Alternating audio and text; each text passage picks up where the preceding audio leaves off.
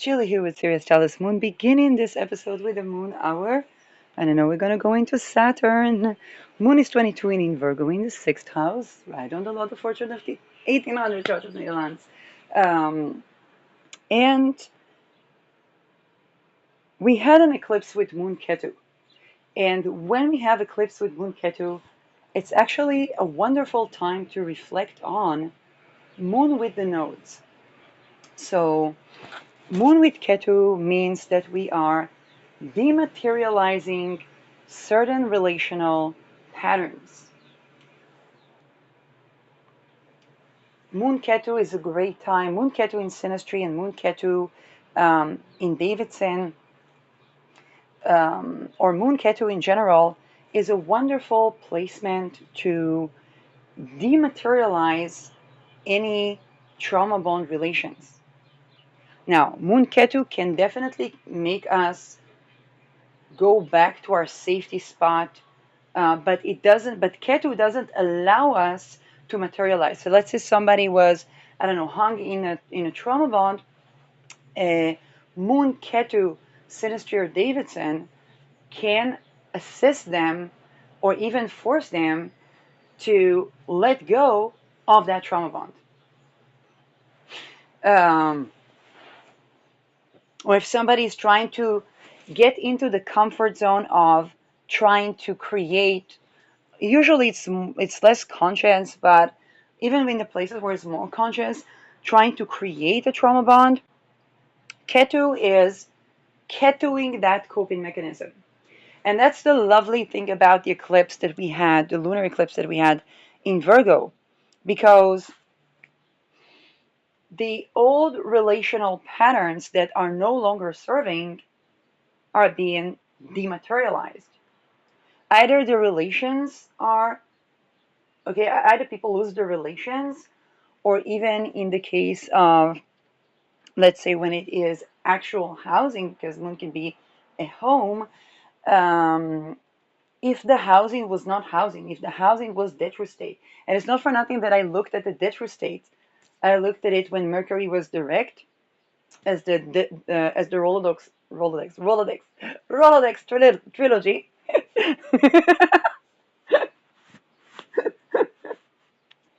And I look at it when Mercury is retrograde, particularly paying attention to the real estate, the unfolding, the segments in Detru's life, and the bigger picture. So Ketu Moon is fantastic for looking at dematerialization of housing that wasn't housing, safety that wasn't safety, relation that wasn't relating. Now you're going to ask me, Shirley, what do you do if you have Moon Rahu and Moon Ketu? Well, first of all, it can be quite common because if we have Moon Rahu in the composite, it's not unlikely going to have Moon Ketu in the Davidson, and that can create an evolution where every time we are tempted to get caught up in relational patterns that no longer serve, there is a Ketu on this, and it can happen around eclipses, where there is a Ketu on our ability to stay in a safety zone that's not actually safe. Now to Moon Rahu. So I have been surrounded with Moon Rahu synastries to my chart, people with Moon Rahu in the charts, in their own charts, synastries of Moon Rahu, even when I looked at NATO. And what I have to say about Moon Rahu, or Moon with the North Node. And a lot of you, either by this eclipse, or remember the lunar eclipse we had in Pisces? So if the lunar eclipse we had in Pisces was bringing something new or trying to bring something new into your life, this full lunar eclipse with Moon Ketu is going to do the dig. It's going to evacuate what was preventing from the new things to enter your life. Okay, if there are any relation or creative endeavors or housing endeavors that began around the lunar eclipse in Pisces, where Moon was with Rahu, then this lunar eclipse is going to evacuate all that was trying to block the new. Um, for example, looking at the dead true states and understanding what do we need to evacuate to actually have a house that is housing a relation that is actually safe relation. Now, combination of Moon Rahu Moon Ketu is evolution of relation, safety, emotional nourishment. Basically, these juxtapositions are there to cleanse the the synastry or the people from any maladaptive coping mechanisms they have had relational and introduce safe, sane relation patterns in the lives of the people. And it happens a long time. Okay? There are going to be cycles where, oh, there's a tendency to go to that safety. Boom, we can't do it anymore. Boom, the threshold being crossed. Oh, they don't respond to unhealthy type of relational patterns. But oh, wait a second, they're actually healthy things. Oh, actually, if we introduce that thing, introduce more space or introduce more safety, introduce more relaxing introduce more discernment of whether we are the big spoon, little spoon, and so on and so forth. Um, or introduce more awareness of, let's say, with housing, it can be a type of feng shui awareness, but more accentuation on the emotional and relational pattern. Now, with Moon Rahu, what we need to remember, Rahu is where a person hasn't been yet, and Rahu comes to innovate, which means that if I wanted to give, let's say, an astrological consultation for people that have Moon Rahu in their chart, kind of like Chiron, I would say, what you came here to do is to bring something completely new. Both new to you, it's something that you haven't done before, but it's not just something that you haven't done before.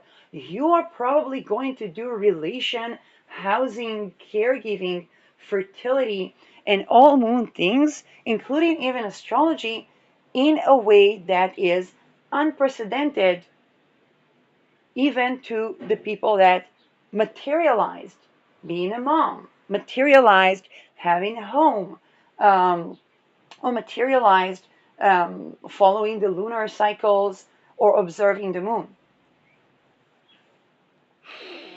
And so it's also important that when we come to give consultations, for those of you who are doing consultation astrology, when we come to give consultation to Moon Rahus, or when we are in relation with Moon Rahus, or in synastry, because that can come through a synastry to us, it's important to remember that if it is a synastry or if it is an individual, this is one of the placements that would denote that they are reinventing the wheel. Same with Chiron. Chiron is one of those placements. Rahu is one of those placements. Um, Different type of outer planets. For example, the Pluto Leos and Pluto Virgos would need to predict the Pluto Scorpios and the late Pluto Libras, because the way that, let's say, Gen Z that had Pluto in Sagittarius responded to soul freedom completely different than the squaring Pluto Virgos that were with Uranus and could have found freedom within confinement, particularly those that had Saturn in Pisces. Because they were confined, and so they had to find freedom within that confinement, and they learned to control chaos, which could have been a venue of freedom, or freedom in the limitation that they can control. Whereas Pluto Sag, completely different notions and completely different perceptions of freedom and power of choice. Um, And we see that square operating within those Plutos where the boomers believe that, hey, why don't people want to work and so on and so forth. Eventually, they found themselves not really having enough for retirement, or being exposed as Epstein or debt released. It's kind of, while the Gen Zers were heads on dealing with the unaliving oneself, knowing and standing in their power that a career is supposed to be fulfilling and a relation is supposed to be with a divine connection or with a connection that is benevolent. Okay, whether it's God or spirituality, and some of them has gone through the, let's say, left hand path, but not stayed there more so than it was than what the Pluto Virgos than the hand that the Pluto Virgos were were held. Um, so back to the Moon Rahus. With Moon Rahu, teachings about anything Moon are going to be innovated. Um, which means that no Moon Rahu is the same. It's also important to keep that in mind for people who provide consultations. Moon Rahus may be people that either, depending on the aspects, either would not find a good therapy until they come up with the therapy by their own, um, or even if they went to therapy and it was working, will innovate on and continue forward in a whole new way. Moon Rahu tend to be dealing with a lot of um, curses to their moon, because Rahu is ruled by Saturn, and Saturn can rule ritual or attempting to curse or um, or attempting to separate. If it is a synastry, it would be the moon that will create the friction, and that can be the couple that doesn't always get the support of the people around them, or that people want to separate them.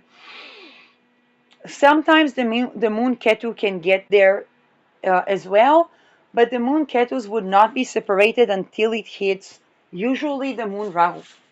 If you've been in a moon Ketu relation, it means that you are in an ongoing process of dematerializing what no longer serves in relation, and you can either come to that relation during the aftermath of a moon Rahu phase, or that the moon Ketu can facilitate separation from the moon Rahu when it's needed, or that you are, after the phase of the moon Ketu, meet the moon Rahus. Simply meaning that the moon Ketus are evacuating what no longer serves. If you don't have a conjoining of moon Rahu and moon Ketu in the Davidson and composite, and that can be between person and organization, person and person, and so on and so forth, then it may be the case that, and this is where people can get really let down, because with the moon Ketu, they can be a safety spot for one another, but they have to keep in mind that they are a safety spot to dematerialize unhealthy relational patterns.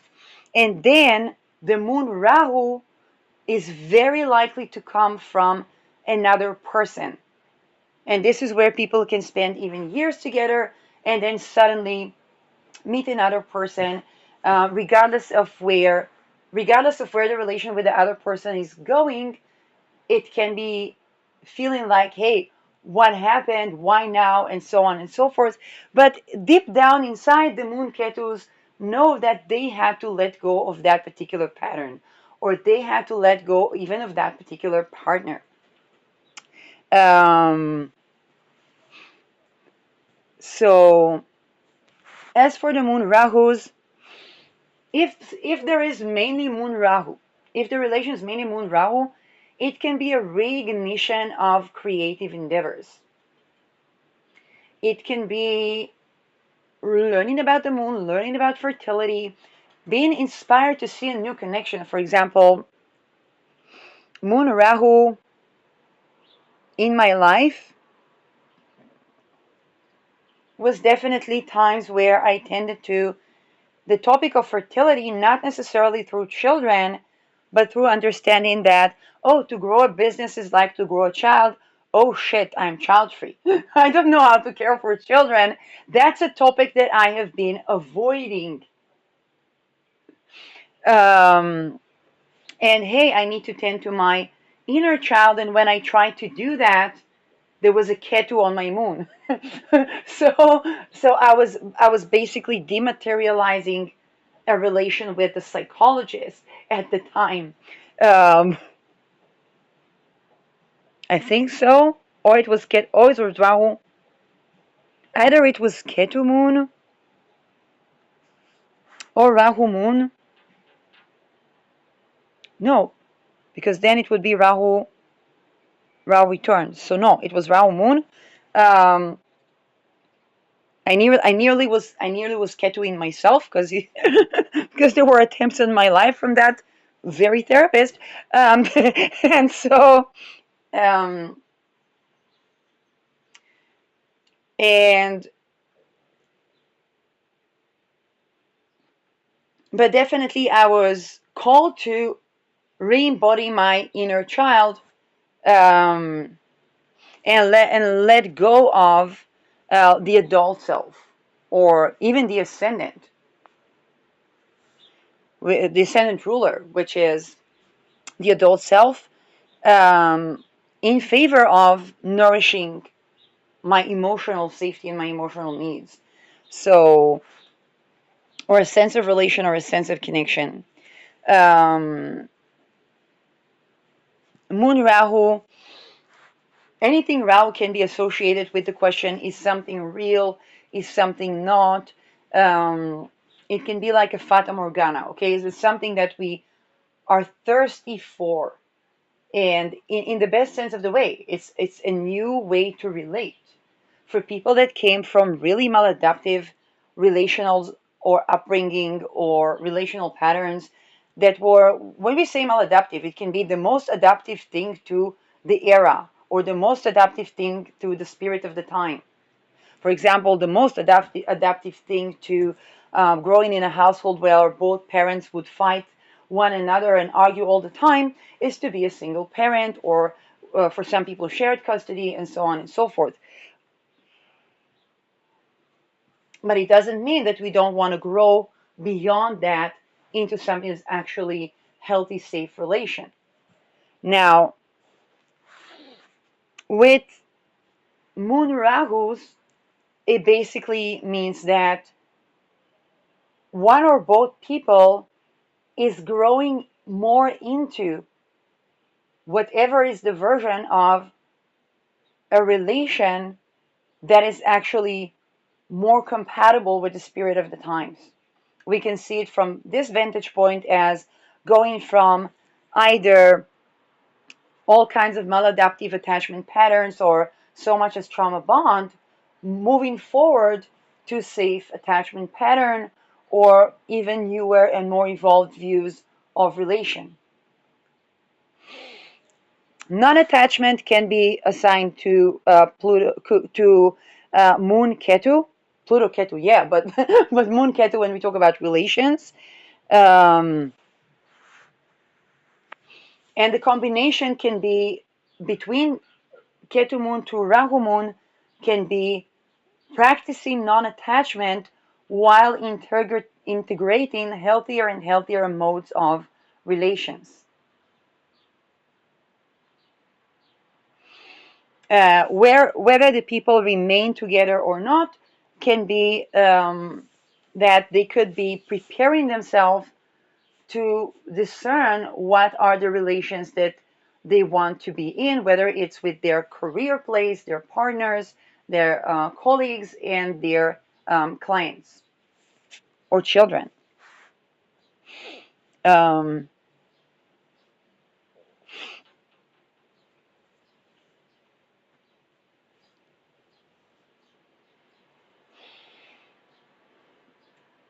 More about Moon with the nodes.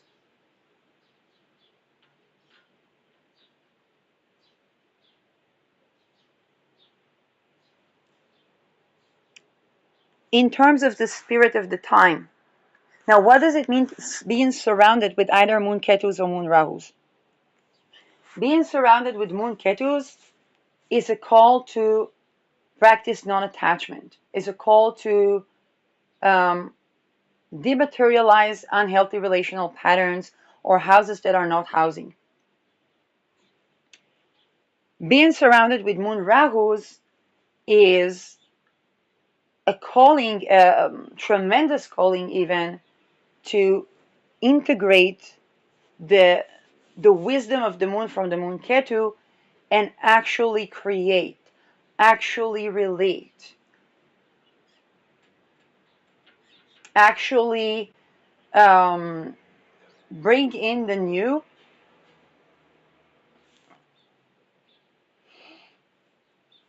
And that is both in terms of housing, in terms of relation, even moon work. Um, there's some people who believe that the moon is a technology that was installed and it is a collector of souls and so on. Well, perhaps it is, but with Moon Rahu, we're also called to look at Saturn as the ruler of Rahu and see what are the Saturn aspects. Are we night chart or day chart? Night chart will have more difficulty with this placement than day chart, but still, the calling of Saturn is to emotionally and relationally grow and evolve and dedicate time to tend to that. More and more amiable aspects from Mars and Saturn can occur. Um, of course, if it is well aspected, then you're going to have easier time. If it is mal aspected, those integrations could be through crisis form. Um, Planets that can be a way to access Saturn are Beta Persei, Deneb Algedi, and even to some degree Al-Qaid that we're approaching right now. And taking a look at what is the ruler of Saturn, I talked about the unification of the sects when I talked about the military alliances, and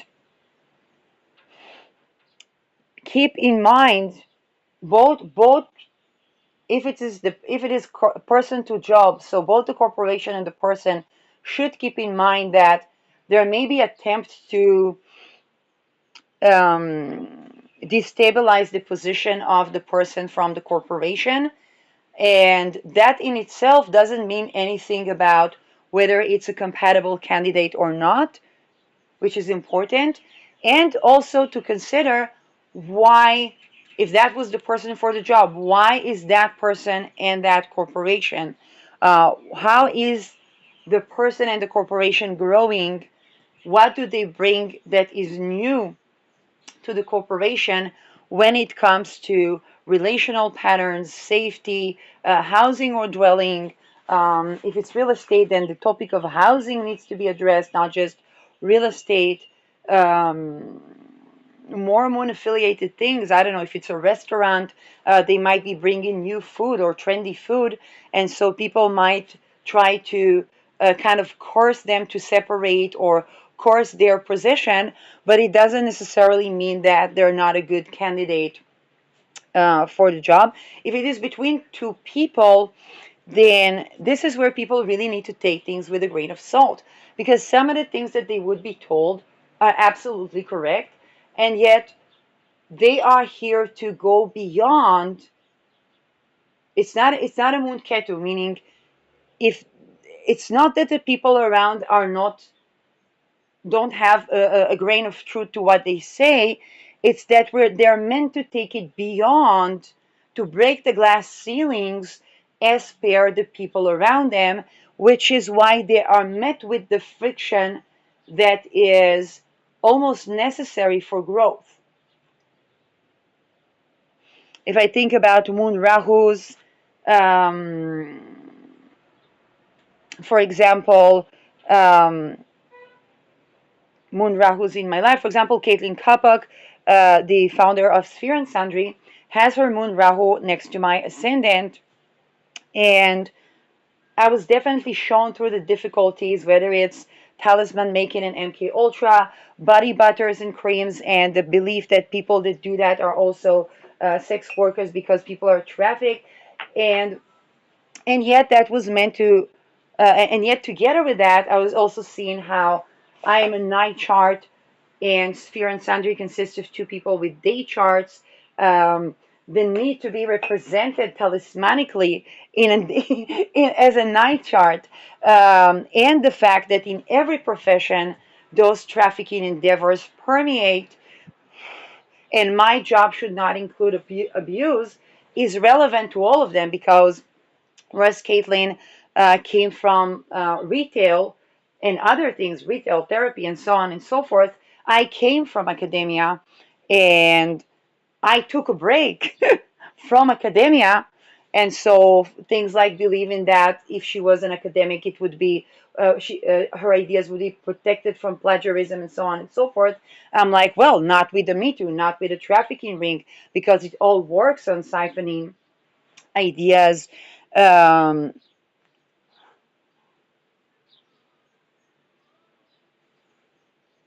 and the notion that we can absolutely patent, I don't know, a talismanic body butter, and yet we have to deal with the fact that all art is created as a ritual, and to have a painting where it actually says what was the date of creation or what was the ritual around is transparent marketing.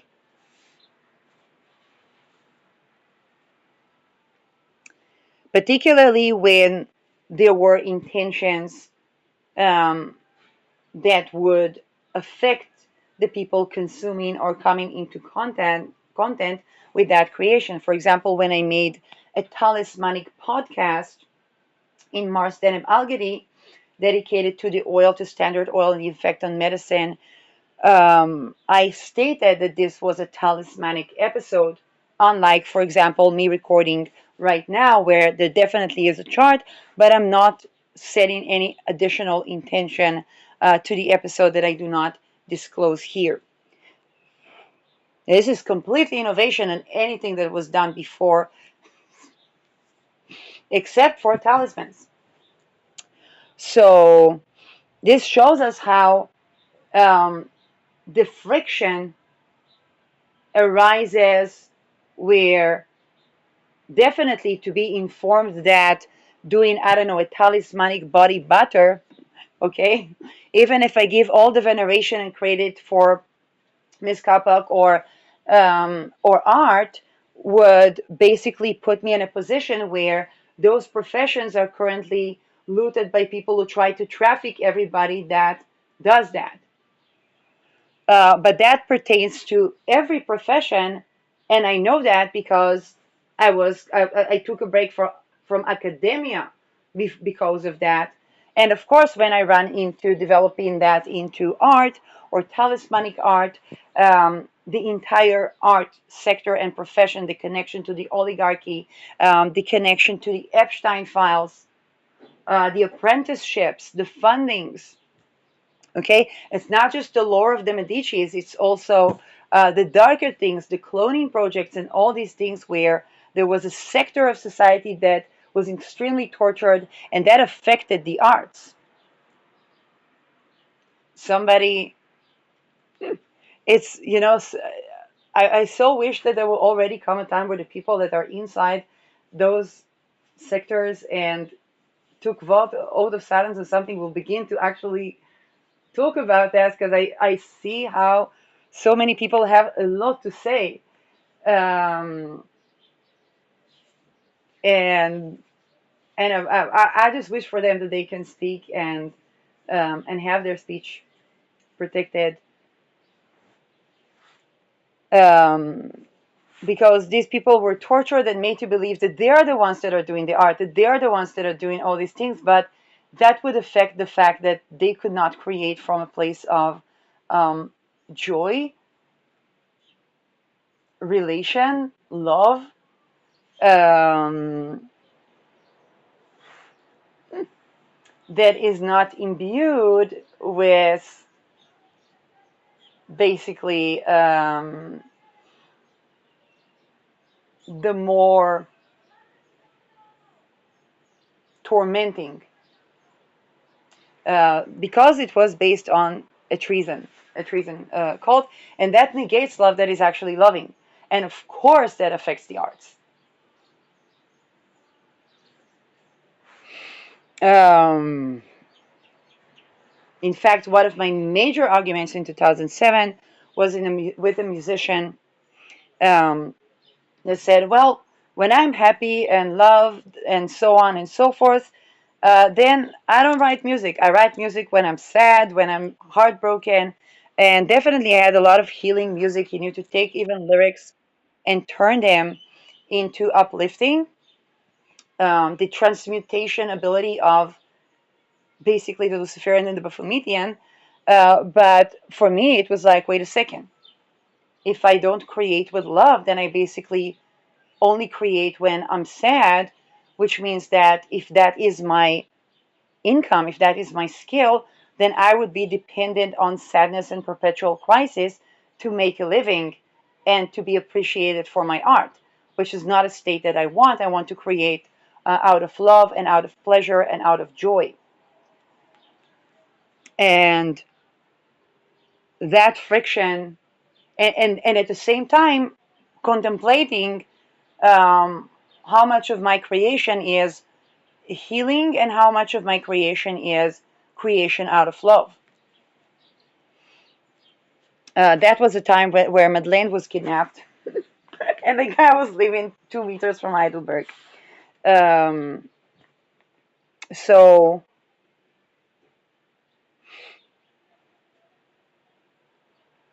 more about Moon Rahu's. Should the Moon Rahu adhere to somebody that would mentor them and so on and so forth? Well, it's kind of like Chiron. It's not the wounded healer, and definitely day chart could benefit from mentorship, but in relation to the Moon Rahu, they may find that either the support, either they have to forge forward in spite of the support, or the support is somehow not suffice. And it can be good support. They can be receiving a lot of good support or a lot of good mentorship, but it's going to be friction. Or suddenly they're going to discover that they're way more sensitive, or there's just something that, the mentor is there up until a certain point, but definitely it's not a point. By the way, they may draw mentors if it's in any way like a Jupiter sign, or it's their Rahu return, or from a Saturnian point of view, Saturn transits or Saturn maturation, they may draw mentors that will simply be benevolent to mentor them. The issue of trust can come up because it's a moon Rahu, it's the new, and both them and the mentor could be subjected to attempts to separate or to course or to divert the connection into something that is not supposed to be. Um, and that can further the trust issues. Plus, the mentorship would be almost like Chiron's. It will be partial, not because the mentor is not benevolent, in as much as although that can happen as well, yeah, but not because the mentor is not benevolent, in as much as um, they're just meant to bring something new. If it is a synastry, then both of them are meant to evolve. So if somebody came to mentor and they have a moon Rahu with the person that they came to mentor, basically the mentor was also arriving to learn. The teacher is also the student in a way more profound way than the way we usually say it, which is, let's say, I don't know, if I was a TA in academia, then of course I learned a lot from my students.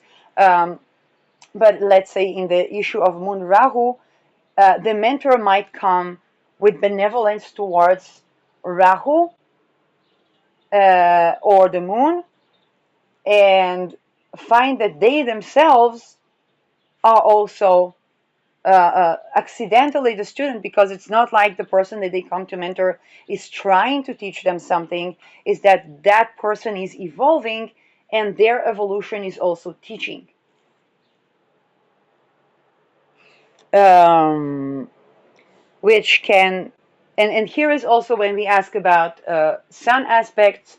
Sun aspects are very important because they can create both constructive ego deaths and ego issues, particularly if one's ego is tied to being a mentor but not a student in this particular setting. Subjected to that are particularly the secret societies or fraternities where master, somewhat slave, okay, is an acceptable form, and then they would expect to know their rank in and their position in the structure, because it would entail more things than just mentorship, and less and less legal, but basically those would be the people who could be egoically attached to being the master, or to be or to feel that they come as the benevolent master, not necessarily being prepared to be the student, not because somebody is trying to teach them, but because that person that they come to mentor has new discoveries, and they have to let go of master apprenticeship relation, um, which can create a lot of challenges, particularly, for example, when there was a person that was trying to traffic me in academia. He had Rahu to my moon, so yeah, he was trying to bring something that was maladaptive to me, and I was just growing to learn about relational patterns, which means that his attempts to something, and mind you, today we call it trauma bond or misplaced arousal. These people spend years to perfect psychological control relations that are intimate, that are close, that are cult like in our definition, but not necessarily as per their either dominance or they have practiced the art. And then I was simply learning about relational patterns, growing into or aspiring to safe and secure attachment pattern, while the best of the attempts to create a trauma bond were yielding something that was backfiring, but also quite rejuvenating, because it was completely new that a person rejects trauma bond, not rejects the person, not says that the person doesn't have anything to offer, not diminishes their talents, and not being inspired either, but definitely setting boundary to the trauma bond, which basically meant setting boundaries to the Epstein list. and and so on both the erotic and non-erotic level, which was completely nothing that anybody was ever affiliated with those circles ever, ever experienced as something that's not a part of a honeypot or a part of a bait. And that, of course, made a shit ton of challenge. Where then, by the way, then at the time I would be moving to cohabit with a person where I had Ketu moon. In retrospective, I understand that, but unfortunately, that person would later try to instill a trauma bond, repeating the very mistake and that would cause me to get out of there during COVID. Um, by the way, facilitated by encountering a Rahu moon. That was that where the moon was coming to my Rahu rather than the Rahu coming to my moon.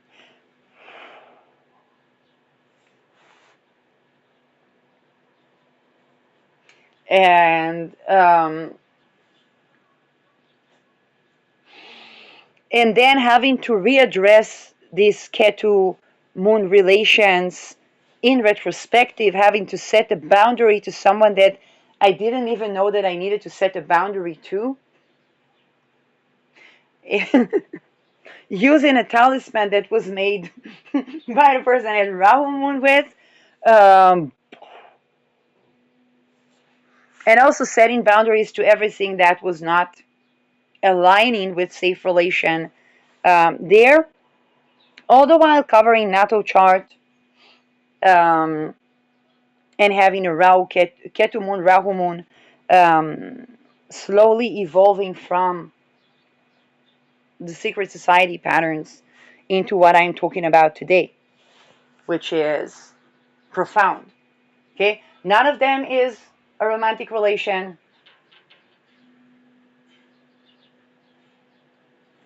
None of them is a usual form of relation.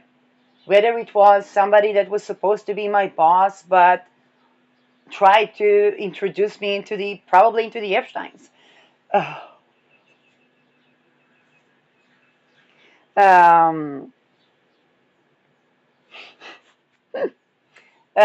whether it was uh, somebody that I wasn't even a student of, and through psychic connection provided a lot of almost mentorship when there was attempt to siphon his endeavors to again traffic me to something like the Epsteins. Someone was MK often involved. To what degree, for what level of agency and cooperation was there, I'm not getting into assumptions. I'm just setting clear boundaries. Because either way, it's not something that can be a part of a thriving, joyous life, career, family, and so on, let alone housing. Um, and covering, began with tending to political assassination prevention. Oh, yeah, there was another Rahu moon that was with Beta Persei during the Uranus crossing Beta Persei, or before the Uranus crossing Beta Persei. And even a bit before that, there was definitely healing issues that I didn't even know I didn't know, juxtaposed to really malefic stuff. Um, all those things had an element. Rahu moons, Rahu Ketu moons, there is an eclipse usually around those relations. It's usually around eclipses. People that are born around eclipses are going to feel it even more accentuated. But even people that are not, there's going to be an eclipse related to those relations. It can be a relation that starts around an eclipse and ends around an eclipse. For the Rahu Ketu, for the Moon Ketu Moon Rahus, it can be purging certain things around Moon Ketu eclipses and then reintegrating or making place for the new with Rahu moons. Um, and by the way, the new, because it's Rahu is ruled by Saturn, it can also be a more mature ending of a relation. Okay, it doesn't have to be commitment. It can simply be ending a relation in a more mature way, or ending a relation in a more amiable way.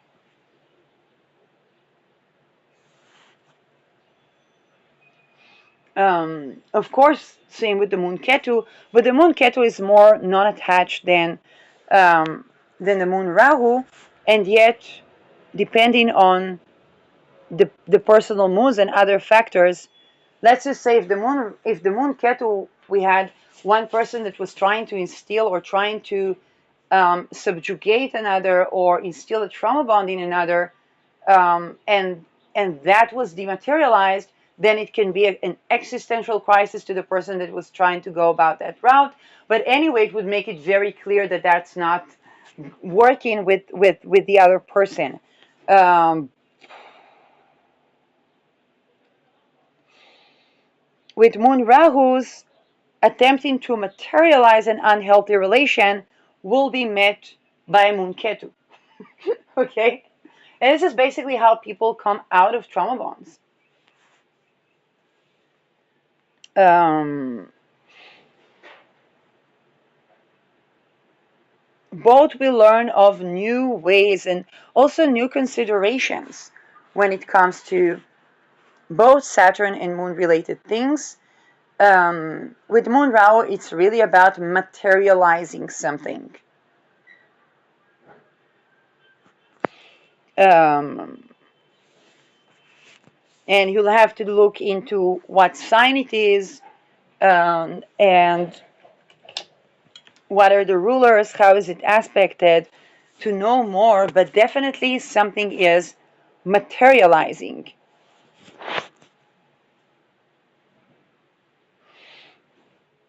Um,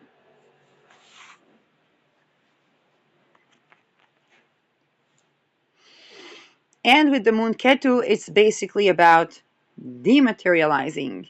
So,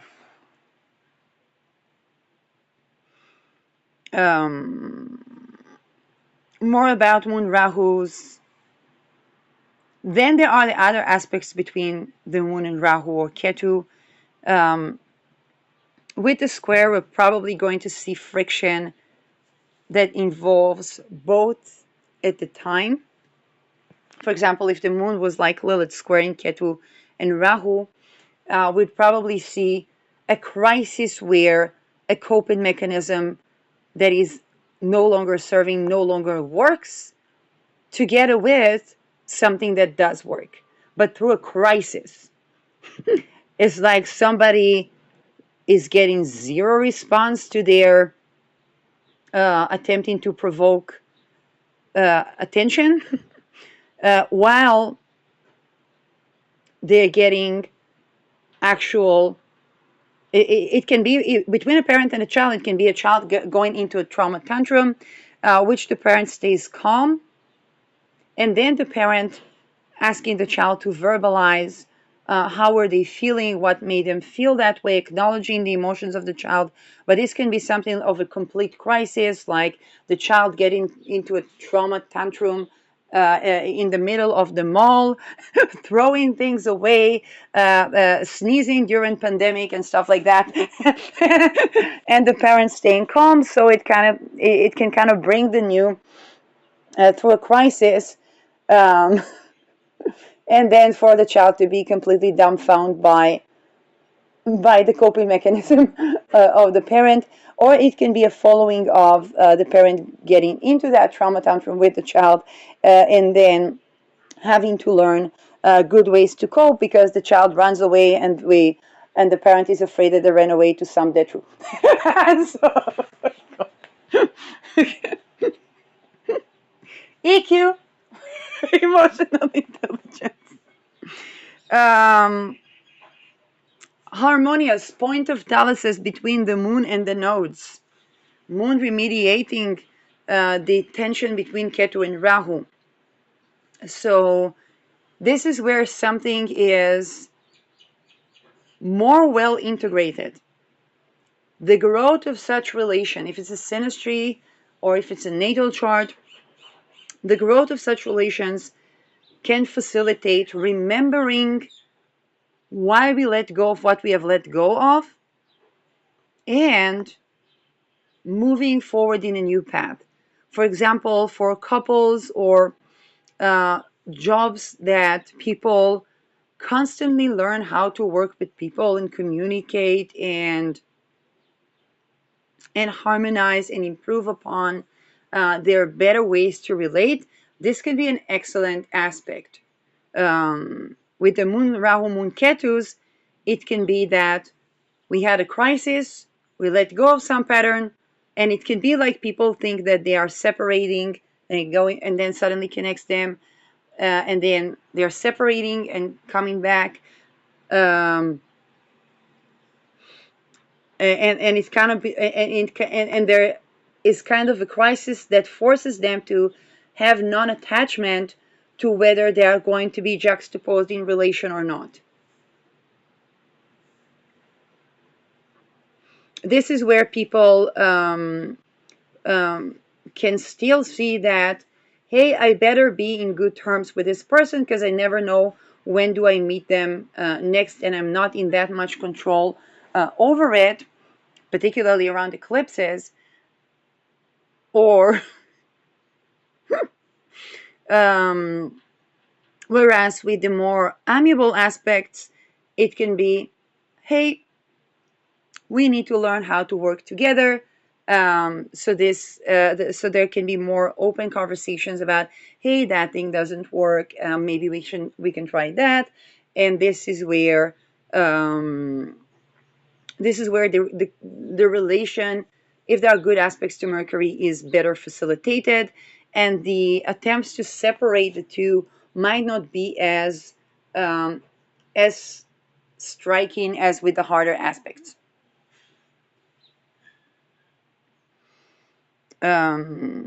Also, integrating the new in general is better with a moon being a point of talus between the nodes. Okay. I don't know what to do. Carl.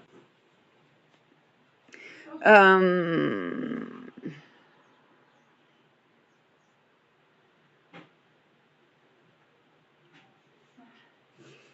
so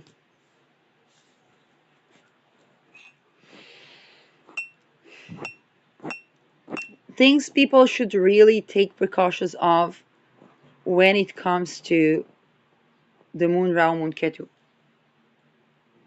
Assuming that they understand, how should I say that? Assuming that they know I'm recording. Assuming that they know the likes and dislikes of one another to the full extent, because this is where people are evolving. Okay, this is where if one was subjected to, let's say, misplaced arousal, they simply evolve from that point, and that no longer does that to them, which can be an extreme crisis to anybody that would still try to stay or activate those things within a person. Um,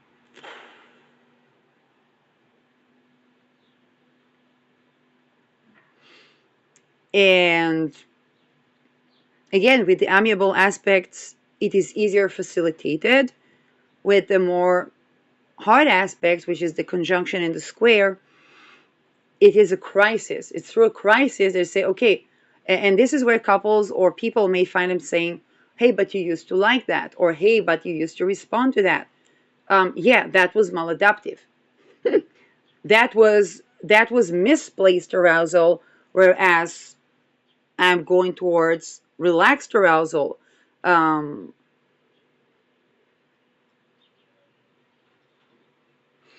or but you used to respond to that of like, well, haven't you noticed that my response was to liberate myself from that? Haven't you noticed that I'm moving towards something that is actually safe, sane, and secure for me? And I'd really like you to be on board with that, but I can't control what you like or how you relate.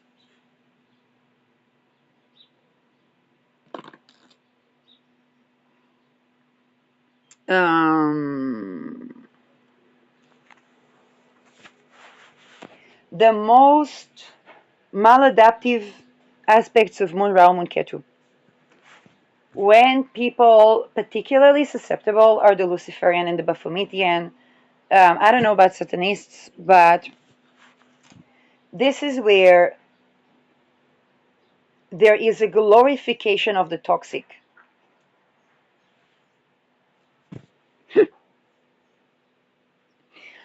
Whether it's by believing that rebelling the very church that practice those things undercover is underdog or underground. Most of what they call underground is Standard Oil. The red in the labor related sports team is Rosicrucian, which is the Brazilians, not exactly working class. um, and yeah, and the glorification of the toxic, the glorification of the broken. And again, there's nothing wrong with radical acceptance, but we don't stay there. If I think about the people that, my most miserable exes are the people that met me at the point where I was accepting something and they believe that I'm just going to stay there. Is the people that basically were an impediment to my growth beyond the stage where I was accepting something and they were glorifying rather than accepting. Is the difference between seeing the beauty in a certain situation but also seeing the beauty in another situation, or um, seeing the beauty, for example, in the times where we grieve the loss of someone that we love, but also integrating the joy of loving and relating. Now, of course, this has a trajectory, um, but this would be the people that stayed in the toxic and stayed perpetuating the toxic when I was growing from the toxic, growing to dissolve the toxic in my life.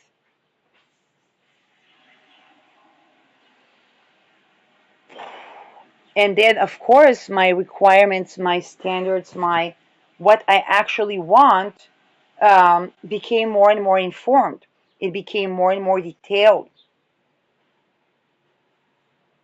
And it became more and more apparent and evident that they were an impediment to that rather than a catalyzer or a supporter of that.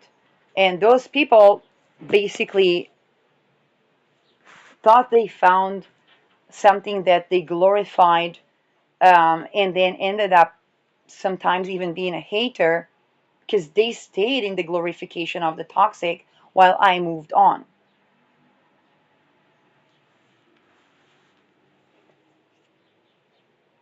Um, and so the best advice with Moon Rao Moon Ketu, if it is a Moon Ketu, know that the Moon Rao will arrive. Okay, think about um, eclipses. Okay, we have eclipses, lunar eclipses with Ketu, and we have lunar eclipses with Rahu, or we have solar eclipses with Rahu, where the moon is also with Rahu.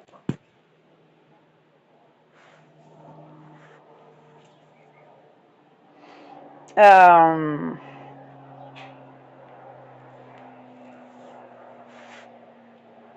and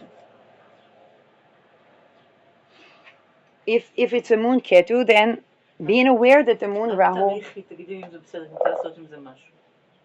Mm-hmm. Okay.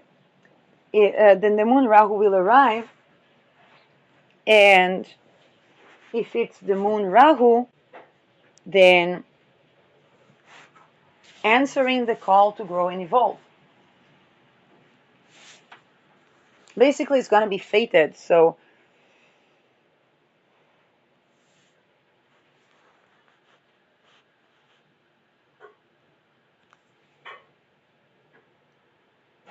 um,